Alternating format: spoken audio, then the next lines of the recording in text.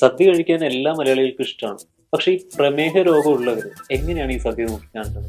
പ്രമേഹമുള്ളവർ ഞാൻ എപ്പോഴും പറയുന്നത് വെച്ചിട്ടുണ്ടെങ്കിൽ അവരോട് കുറച്ച് കഴിക്കാൻ പറഞ്ഞു കഴിഞ്ഞാൽ അവർ കഴിക്കില്ല. അറ്റ്ലീസ്റ്റ് നമ്മൾ ഉച്ചയ്ക്കാണല്ലോ സദ്യ വരുന്നത്, ഇത് തന്നെ രാത്രിയും ഈ പായസ കൊതിയന്മാരും കൊതിച്ചികളും ഈ രാത്രിയും ഇതെടുത്ത് കഴിക്കും. ഞാൻ പറയുന്നത് വെച്ചാൽ ആ ഉച്ചയ്ക്ക് കഴിക്കുന്നത് കുറച്ചൊന്ന് കഴിച്ചിട്ട് നമ്മൾ കുറേ കഴിഞ്ഞിട്ട്, അതായത് ഒരു 3-4 മണിക്കൂർ കഴിഞ്ഞിട്ട് പിന്നെ വീണ്ടും അത് മാത്രമായിട്ട് കഴിക്കണമെങ്കിൽ കുഴപ്പമില്ല.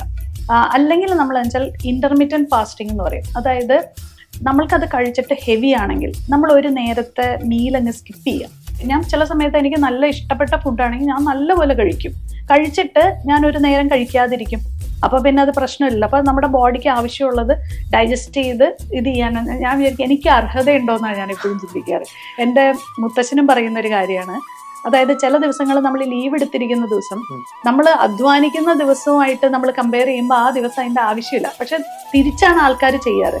റിലാക്സ് ആയിട്ടിരിക്കുന്ന അല്ലെങ്കിൽ ഹോളിഡേ മൂഡിൽ ഇരിക്കുന്ന ദിവസം മാക്സിമം മൂക്കുമുട്ട കഴിക്കുക എന്നുള്ള ആ ഒരു ഇത് കഴിക്കും. പക്ഷെ അങ്ങനെയല്ല ചെയ്യേണ്ടത്. ശരിക്കും പറഞ്ഞാൽ നമ്മൾ അധ്വാനിക്കുന്ന ദിവസമാണ് നമ്മൾ ശരിക്കും കഴിക്കേണ്ടത്. അല്ലാത്ത ദിവസം എന്ത് ചെയ്യണം? നമ്മൾ വളരെ ലൈറ്റായിട്ട് നമുക്ക് ഇഷ്ടപ്പെട്ട കാര്യം കുറച്ച് എമൗണ്ടിൽ കഴിക്കുക. കാരണം റെസ്റ്റിംഗ് ആണ്. അപ്പൊ ഈ സദ്യയുടെ ദിവസങ്ങളിലൊക്കെ നിങ്ങളൊരു ഹോളിഡേ മൂഡിലായിരിക്കും, നിങ്ങൾ ഹൈലി റിലാക്സ്ഡ് ആയിരിക്കും. അപ്പൊ വളരെ കുറവ് മാത്രം കഴിക്കും.